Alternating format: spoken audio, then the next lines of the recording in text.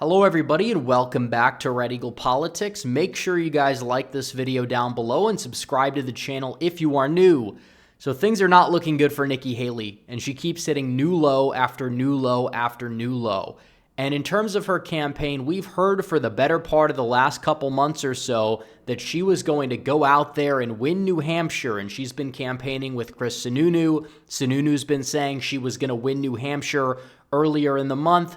Now he's backtracking after Iowa, where Haley underperformed. Donald Trump saw a surge of momentum, and now he's saying, oh, they want a strong second place finish, which could mean a lot of things. If she loses like 55 to like 20 or something like that, that's technically what a strong second place finish in that book. Now, I'm not saying that that's what she's going to get. She probably does get around 35% of the electorate in New Hampshire because they've been working overtime trying to get Joe Biden voters, liberal independents out to vote for her in New Hampshire, and they thought it would be enough. They even got Chris Christie to drop out, but it didn't really matter. It doesn't really seem to be making an impact. You see Donald Trump surging. Vivek dropped out, and he endorsed Donald Trump, and they were campaigning together up in New Hampshire the other day, and it seems like it's over for Nikki Haley. And it already was, even taking Trump out of the equation. She was somebody that relatively no Republicans liked. She's not likable, for one. For two, she's a total neoconservative. She represents the Republican Party of old, the Republican Party of 2004. And she really signed her own death warrant even more, politically speaking, when she went out there and said she wants to dox the entire country. And you could listen to the clip. I'm sure many of you people have seen it, but here it is. The second thing is every person on social media should be verified by their name. That's, first of all, it's a national security threat. When you do that, all of a sudden people have to stand by what they say. And it's just abysmal. It really is. Do you think people are going to want to come out and vote for this individual with these policies? Absolutely not. Her entire campaign has been predicated on returning to the old guard Republican foreign policy. She's talked about it. She talked more about how we need to defend Ukraine and Israel on the debate stage than she talked about anything regarding this country. And as a result, she lost big in Iowa. She's about to lose in New Hampshire. It's so over for her already in that regard. We know that. She is dumb. She's a bird brain, as Donald Trump put it. She said we need to secure our schools the same way we secure our airports. So you want somebody to go through TSA security in order to enter a school every day? Really? That's what you want to do? The same way we secure our airports? Is that something that a normal country would want to do? Of course not. That's never the ideal. Even if you want to increase school security, it's like at the same time, you got to solve the root problems, not institute this massive, TSA entrance program to enter an elementary school. It's ridiculous. And yeah, bird brain is accurate. Nimrata, she is a Nimrod, and her real name is indeed Nimrata. And that much is true. But Chris Sununu, even he's admitting it's over. And that, we need a strong second place finish, where she's going to go to her home state of South Carolina, where her record as governor was awful. She's always been an electoral underperformer. It was an R+6 electorate or so. Back in 2010, she only won by 5 against some no-name Democrat who wasn't even known for being a moderate. So overall, she hasn't really been all that electable there. She rejected bathroom bills to put men in women's bathrooms. And on top of that, she removed the statues. All this talk about statue removal, removing the Confederate flag, changing flags, changing things for political correctness. Who started that all? It wasn't even people on the left. I mean, some people have called for that too. But Nikki Haley, the so-called Republican, set the precedent for that in South Carolina. She's despised as a result. And it does seem as if that is going to end up catching up with her when it's all said and done. I mean, she is just abysmal. And it keeps getting worse. It really does. You look at the Republican nomination polls. Nikki Haley in the last poll is just at 9%. Donald Trump in the past 3, he's in the 70s. He's gaining traction. New Hampshire even, she's only getting a third of the vote in the primary polls. She's only getting, in the mid to high 30s after Chris Christie dropped out, and DeSantis is down there in no man's land. And then you look at South Carolina, She's not even getting a quarter of the vote in South Carolina. There's no path forward for her, and she knows it. And now you see a lot of scandals dropping about Nikki Haley. Nikki Haley, apparently, according to the Daily Mail, allegedly had an affair, sworn affidavits, new witnesses claim. So who knows really what's going on there, but these people will try to attack Donald Trump about his past personal life when he was a celebrity doing things that are immoral or whatever. But then you have the people that will grandstand about that. You have your Nikki Haley types, and they will claim to be the more traditional style of conservative.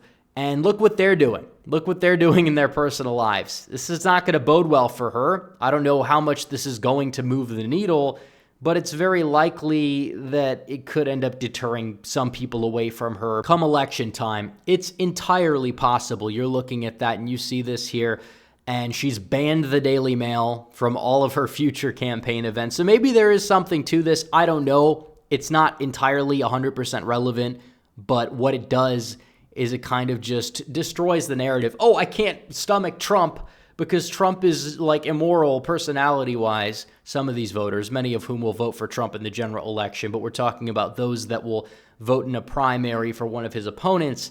Well, look here.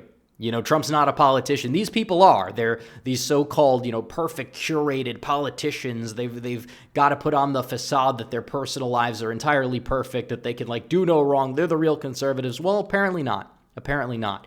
And I hate that guilt trip that a lot of these neocons will use. Oh, Trump's immoral. You can't support him. Well, look at what you people are doing. Seriously? Seriously? Get a grip. But it gets even worse for Nikki Haley. It gets even worse than the news breaking of the alleged affairs. Tim Scott, who ran for president, who many people saw as a shoo-in to endorse Nikki Haley, he's made his pick, and it's not her. In fact, it's Donald Trump. Donald Trump and Tim Scott are going to, I believe, rally in New Hampshire tonight, or they're doing some sort of event, and he's going to endorse Donald Trump over Nikki Haley. Now, I'm not a big Tim Scott fan, and the people that have watched my channel or are familiar with what I've said about the topic, yeah, I'm not a Tim Scott fan. He is a woke establishment Republican is what he is. I mean, he was rejecting judges that Donald Trump was nominating because he's oh, well, they're not racially sensitive enough or something like that. Seriously, he was a big BLM supporter. He tried to, push through police reforms back in 2020 during the woke wave, tried to do everything he could get to have Trump sign them and everything like that. It's abysmal. I don't think that he's really all that great of a senator, but still, I'm not going to say Trump should reject every endorsement he gets either. I mean, these late endorsements, they unite the party. You're going to have to do that in order to win. You can't just win with your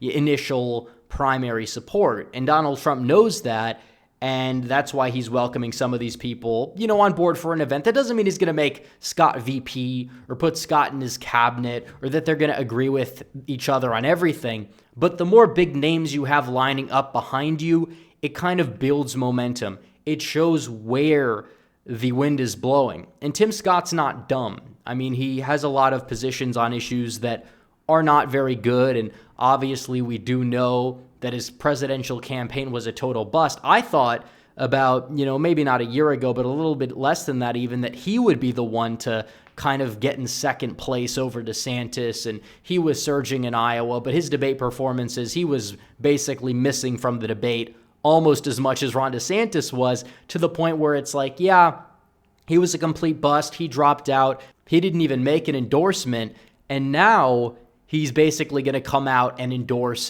Donald Trump, which again, like I said, Tim Scott, not a fan of him, probably want to keep him at an arm's length, just like Lindsey Graham. I'm not a fan of him, but he can support Trump if he wants, keep him at an arm's length, but still, it's this is absolutely huge that Nikki Haley can't even get any senators, and you have two weak Republican senators, but even they see the writing on the wall. Even they know that Donald Trump is going to be the nominee. That's why they're supporting him. That's why Lindsey Graham endorsed him to begin with, because Graham, even though he is a rhino on many fronts, he is a neocon. He has half a brain at the same time and knew that nobody would be defeating Donald Trump, so he got in ahead of the curve. And now you're starting to see the entire rest of the party decide to come home. So either way, it's over for Nikki Haley. She is falling in New Hampshire. She's going down. I mean, she absolutely is. And DeSantis basically has made a fool of himself.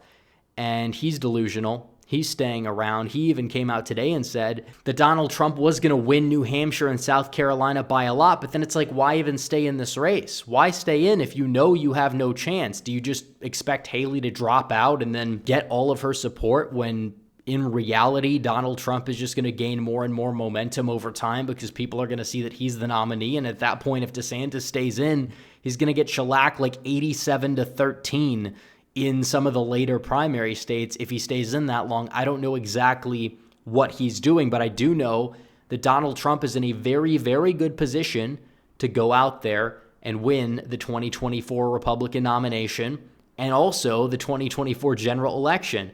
And when it comes down to the polls, because the only argument that we've really seen from the Nikki Haley people is that, Haley is the more electable one or whatever. And it is true, she barely leads the polls, but there's so many undecideds. And this is basically just the Kasich effect. If you don't remember 2016, John Kasich was like beating Hillary by like 10 points, but he wasn't the one being attacked. And Haley was beating Biden by like 5. Now she's been attacked. She's only beating him by like 1 and change. Trump is actually stronger against Biden than Nikki Haley. And that's with a lot of Americans having their mind made up regarding Donald Trump. But he's polling 2 points ahead of Biden. He is in the driver's seat. We heard, after Iowa, the polls would shift away from Trump. They'd shift to Biden because all the polls are fake, they said. Nope, they weren't fake in Iowa. They're probably not fake for the general. And the 2 polls dropped that have been fully conducted after the Iowa caucus. They show Donald Trump winning by an average of 5 points, and he's cracking 50%, which is also a very good sign regarding his 2024 electability, because you hear about the undecideds. Well, push the undecideds one way or another. Which way are they going? They're going to Donald Trump. As of right now, that's the way it is. But Nikki Haley admitting defeat, it's over. It's even more over than it already was. So I look forward to New Hampshire. I'll be live streaming on Tuesday. It's going to be great. But anyways, guys, thanks for watching this video. Like this video down below, comment down below, subscribe to the channel, hit the bell for notifications so you never miss another video. Follow me on social media. The links are all in the description down below, and I will see you guys in the next one. Red Eagle, out.